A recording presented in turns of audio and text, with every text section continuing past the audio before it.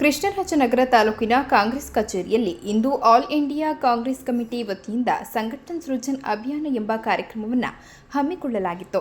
ಕಾರ್ಯಕ್ರಮವನ್ನು ಎಸಿಸಿಯ ಪ್ರಧಾನ ಕಾರ್ಯದರ್ಶಿಯಾದ ರಾಜೇಶ್ ಠಾಕೂರ್, ದೊಡ್ಡ ಸ್ವಾಮಿಗೌಡ, ಡಿ ರವಿಶಂಕರ್ ಮತ್ತು ಬಿಜೆ ವಿಜಯಕುಮಾರ್ ಉದ್ಘಾಟಿಸಿದರು. ಈ ಒಂದು ಕಾರ್ಯಕ್ರಮ ಕಾಂಗ್ರೆಸ್ ಕಾರ್ಯಕರ್ತರನ್ನ ಬೂತ್ ಮಟ್ಟದಿಂದ ಉತ್ತೇಜನಗೊಳಿಸುವುದು ಹಾಗೂ ಉತ್ತಮ ಕಾರ್ಯಕರ್ತರನ್ನ ಉತ್ತಮ ದರ್ಜೆಗೆ ಏರಿಸುವುದು ಇದರ ಉದ್ದೇಶವಾಗಿತ್ತು. ಈ ಕಾರ್ಯಕ್ರಮದಲ್ಲಿ ಶಾಸಕ ಡಿ ರವಿಶಂಕರ್ ತಮ್ಮ ಆಶೀರ್ವಾದದಿಂದ ನಿಮ್ಮ ಸೇವೆಗೆ ಬಂದಿದ್ದು ನಾನು ಎಲ್ಲ ಕೆಲಸವನ್ನ ಪರಿಪೂರ್ಣವಾಗಿ ಮಾಡಿಲ್ಲ, ಪರಿಪೂರ್ಣವಾಗಿ ಮಾಡಲು ನಿಮ್ಮ ಆಶೀರ್ವಾದ ನನ್ನ ಮೇಲೆ ಸದಾ ಇರಬೇಕು ಎಂದು ಕೇಳಿಕೊಂಡರು. ಇದೇ ಸಂದರ್ಭದಲ್ಲಿ ಮೊನ್ನೆಯಷ್ಟೇ ಟಿಎಪಿ ಸಿಎಂಎಸ್ ಚುನಾವಣೆಯಲ್ಲಿ 12ಕ್ಕೆ 12ರಲ್ಲೂ ಕಾಂಗ್ರೆಸ್ ಜಯಭೇರಿ ಸಾಧಿಸಿದೆ. ಇದು ನಿಮ್ಮ ಆಶೀರ್ವಾದ. ಈ ಒಂದು ಗೆಲುವು ನಮ್ಮನ್ನು ಹೆಚ್ಚು ಹೆಚ್ಚು ಅಭಿವೃದ್ಧಿ ಕಾರ್ಯಕ್ರಮಗಳನ್ನು ಮಾಡಲು ಉತ್ತೇಜಿಸುತ್ತದೆ ಎಂದು ತಿಳಿಸಿದರು. ಹಾಗೂ ಎಸಿಸಿಯ ಪ್ರಧಾನ ಕಾರ್ಯದರ್ಶಿಗಳಾದ ರಾಜೇಶ್ ಠಾಕೂರ್ ಅವರು ಮಾತನಾಡಿ, ಕಾಂಗ್ರೆಸ್ ಪಕ್ಷವು ಒಳ್ಳೆ ಕಾರ್ಯಕರ್ತರನ್ನ ಎಂದಿಗೂ ಕೈಬಿಡುವುದಿಲ್ಲ, ಅವರನ್ನು ಉನ್ನತ ಸ್ಥಾನಕ್ಕೆ ಕರೆದೊಯ್ಯುವುದೇ ಕಾಂಗ್ರೆಸ್ ಪಕ್ಷದ ಮೂಲ ಮಂತ್ರವಾಗಿದೆ ಎಂದು ತಿಳಿಸಿದರು. ಕಾರ್ಯಕ್ರಮದಲ್ಲಿ ಎಂಸಿಡಿಸಿ ಅಧ್ಯಕ್ಷರಾದ ದೊಡ್ಡ ಸ್ವಾಮಿಗೌಡರು, ಶಾಸಕ ಡಿ ರವಿಶಂಕರ್, ಗ್ಯಾರಂಟಿ ಅನುಷ್ಠಾನದ ಅಧ್ಯಕ್ಷರಾದ ಉದಯ್ ಶಂಕರ್ ಮತ್ತು ಮಹದೇವ್ ಸಿಪಿ ರಮೇಶ್, ಇನ್ನೂ ಹಲವಾರು ಮುಖಂಡರು ಈ ಕಾರ್ಯಕ್ರಮಕ್ಕೆ ಸಾಕ್ಷಿಯಾದರು.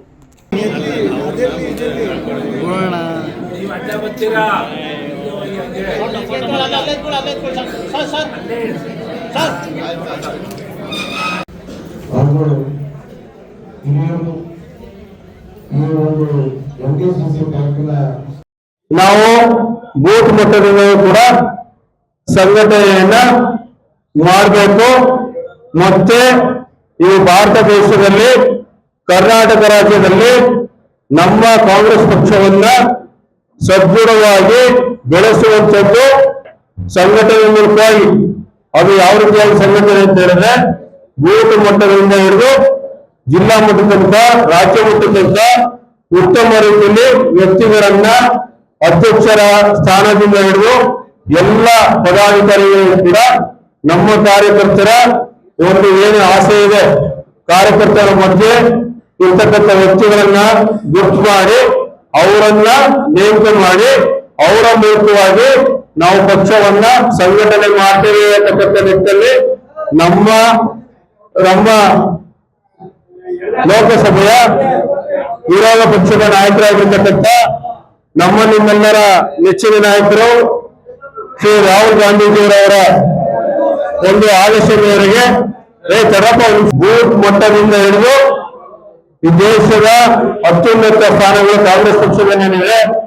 ಎಐಸಿಸಿ ಅಧ್ಯಕ್ಷರ ಸ್ಥಾನಕ್ಕಿಂತ ನಮ್ಮ ಕಾರ್ಯಕರ್ತರ ಆಸೆ ಮೇರೆಗೆ ಅವರ ಮಧ್ಯದಲ್ಲಿರ್ತಕ್ಕಂಥ ವ್ಯಕ್ತಿಗಳನ್ನ ಆಯ್ಕೆ ಮಾಡಬೇಕು, ತನ್ಮೂಲಕ ಪಕ್ಷವನ್ನ ಸಂಘಟನೆ ಮಾಡಬೇಕು ಅಂತಕ್ಕಂಥ ಸೂಚನೆ ಹಾಕೊಂಡು ಇವತ್ತು ಏನು ನಮ್ಮ ಸಂಘಟನೆಯ ಸೃಜನ್ ಅಭಿಯಾನ ಕಾರ್ಯಕ್ರಮದಿಂದ ಆಯ್ಕೆ ಮಾಡುವಂತ ನಿಟ್ಟಿನಲ್ಲಿ ಇವತ್ತು ಮುಂಬರುವಂತಹ ಚುನಾವಣೆಯಲ್ಲಿ ಕಾಂಗ್ರೆಸ್ ಪಕ್ಷವನ್ನ ಗ್ರಾಮ ಮಟ್ಟದಿಂದ ರಾಜ್ಯದ ಮಟ್ಟದಲ್ಲಿ ಸಂಘಟನೆ ಮಾಡಿ ಪಕ್ಷವನ್ನ ಬೆಳೆಸುವಂತೆ ಅದನ್ನ ಗಟ್ಟಿ ಮಾಡಬಹುದು.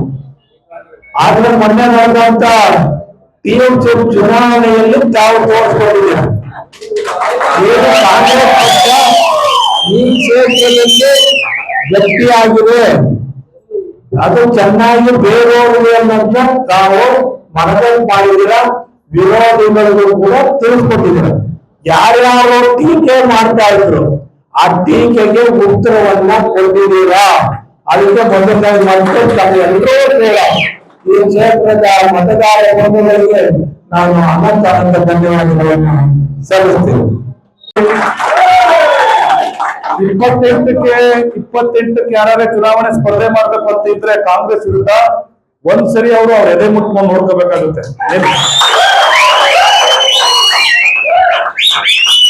ನಾನು ಹೇಳ್ತೇನೆ, ಸರಿನೋ ತಪ್ಪು?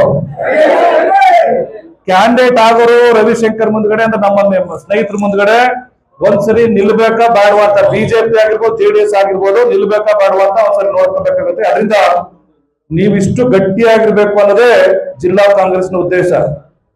ಮತ್ತೆ ಕಾಂಗ್ರೆಸ್ ನಲ್ಲಿ ದೊಡ್ಡ ಮಟ್ಟದಲ್ಲಿ ನಾವು ಸಭೆ ಮಾಡ್ಬೇಕಾಗಿತ್ತು. ಇಷ್ಟು ಜನ ಬರ್ತಾರೆ ಅಂತ ನಮಗ್ ಗೊತ್ತಿಲ್ಲ, ಯಾಕೆಂದ್ರೆ ಮಳೆ ಟೈಮು ಮತ್ತೆ ಬೆಳೆ ಇರೋ ಗೌಡ್ರು ಮೊದ್ಲು ಸ್ವಲ್ಪ ಯಾಕೋ ಸ್ವರ್ಗಿದ್ರು, ಅವರು ಏನಂತಂದ್ರೆ ನನಗೆ ಎಲ್ಲಾರ ತಂದೆ ಮಕ್ಕಳ ಜೊತೆಲೂ ಕೆಲಸ ಮಾಡ್ಬಿಟ್ಟಿದ್ದೆ. ಅಲ್ಲಿ ಸಿದ್ದರಾಮಯ್ಯ ಜೊತೆ ಮತ್ತೆ ಅವ್ರ ಮಗನ ಜೊತೆ, ಈ ಯತೀಂದ್ರ, ಈ ಪ್ರಿಯಾಮಣ್ಣದಲ್ಲಿ ವೆಂಕಟೇಶಣ್ಣ ಮತ್ತೆ ಅವ್ರ ಮಗನ ಜೊತೆ, ಈ ಮಹದೇವಪ್ಪನವ್ರ ಜೊತೆ ಮತ್ತೆ ಅವ್ರ ಮಗನ ಜೊತೆ, ಇಲ್ಲಿ ಮಹದೇವ್ ಪ್ರಸಾದ್, ಗಣೇಶ್ ಪ್ರಸಾದ್, ನಂಜನಗೂಡಲ್ಲಿ ಪಾಪ ಧ್ರುವಣ್ಣ ತಿರೋದ್ರು, ಧ್ರುವಣ್ಣ ಮತ್ತೆ ಅವ್ರ ಮಗನ ಜೊತೆ. ನಮ್ದು ಏನಾಗ್ಬಿಟ್ಟಿದೆ ಅಂತಂದ್ರೆ ಅಪ್ಪ ಮಕ್ಕಳ ಜೊತೆ ಏಕಕಾಲದಲ್ಲಿ ಕೆಲಸ ಮಾಡೋದು ಎಕ್ಕಳಿಕೆ ಇತಿಹಾಸ ಯಾರಿಗಾರು ಈ ಜಿಲ್ಲೆಲಿ ಇದ್ರೆ ನನಗ್ ಮಾತ್ರ. ನಮ್ ಖುಷಿ. ಆದ್ರೆ ಯಾಕೆ ಖುಷಿ ಅಂತಂದ್ರೆ ನಾವು ಯಾವ ಚುನಾವಣೆಗಳು ಸೋಲ್ಲೇ ಇಲ್ಲ, ಯಾವ ಬೈ ಎಲೆಕ್ಷನ್ ಸೋಲ್ಲೇ ಇಲ್ಲ. ಅದರಿಂದ ನಮ್ಗೆ ಭಾರಿ ಖುಷಿ ಇದೆ.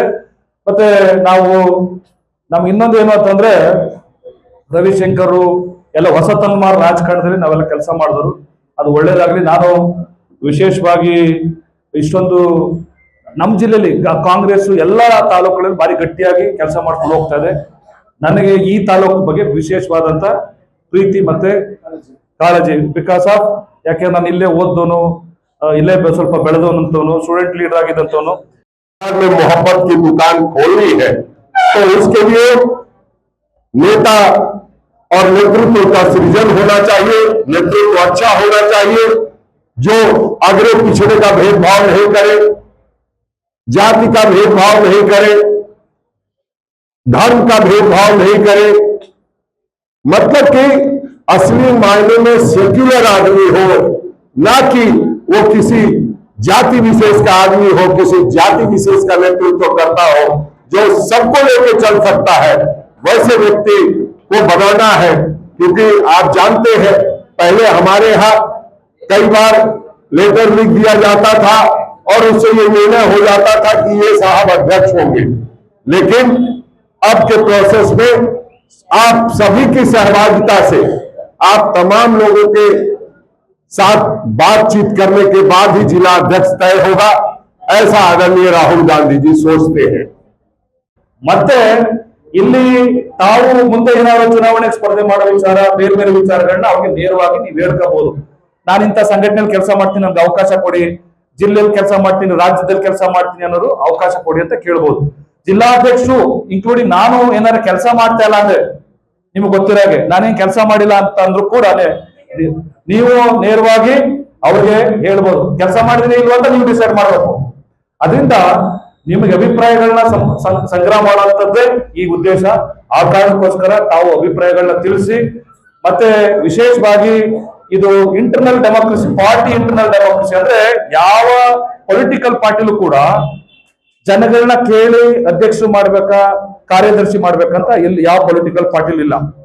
ಈಗ JDS ನವರು ಎಲ್ಲ ಅವ್ರದೇ ಲೆಕ್ಕಾಚಾರ, ಬಿಜೆಪಿ ಅವರು ಅವ್ರದೇ ಲೆಕ್ಕಾಚಾರ. ಅದರಿಂದ ಇಲ್ಲಿ ನಮ್ಮಲ್ಲಿ ಸಾಮಾನ್ಯರಿಗೂ ಕೂಡ ಅವಕಾಶ ಕೊಡುವಂತಹ, ಅವ್ರ ಅಭಿಪ್ರಾಯ ಕೇಳುವಂತ ಮುಖ್ಯ ಉದ್ದೇಶನೇ ಸಂಘಟನ್ ಸೃಜನ್ ಅಭಿಯಾನದ ಮೂಲ ಉದ್ದೇಶ. ಅದರಿಂದ ನಾನು ಹೆಚ್ಚಿಗೆ ಇದ್ರ ಬಗ್ಗೆ ಇನ್ ಡೀಟೇಲ್ ನಮ್ಮ ರಾಜೇಶ್ ಠಾಕೂರ್ ಮಾತಾಡಿದ್ರೆ ಸೇರಿಸಿ ಪ್ರತಿ ಜಿಲ್ಲೆಗಳಲ್ಲೂ ಪ್ರವಾಸವನ್ನ ಅವರ ಉದ್ದೇಶವನ್ನು ಬಗ್ಗೆ ಸಂಸ್ಥಾನದಲ್ಲಿ ತಿಳಿಸಿದ್ದಾರೆ. ಅದರ ಪ್ರಕಾರ ಕರ್ನಾಟಕ